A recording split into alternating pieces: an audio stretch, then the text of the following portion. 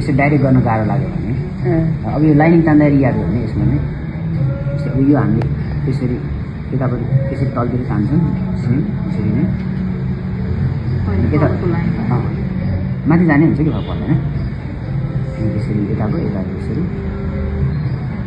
सिधा नतान्ने याद होइन त्यो सिधा तान्ने हुँदैन अलिकति थोरै यस्तो लस्काएर तलतिर जाने यसरी हल्का लस्काएर जाने यसरी होइन सेम फेरि यताबाट पनि थोरै चुच्चो ल्याउनु हल्का मात्रै हल्का थोरै चुच्चो मात्र तानेको छ धेरै थिचेर नतान्ने हल्का मात्र तान्ने नि भ्यात्त नतान्ने ठाडो भएर फेरि यसो सुकाएर यस्तो थिचेर तान्ने नि भ्यात्त आउँछ नि छुने मात्र एकदम चुच्चोले छोएर मात्र हल्का माथिदेखि तान्नु पर्दैन छेउको मात्र तानेको हल्का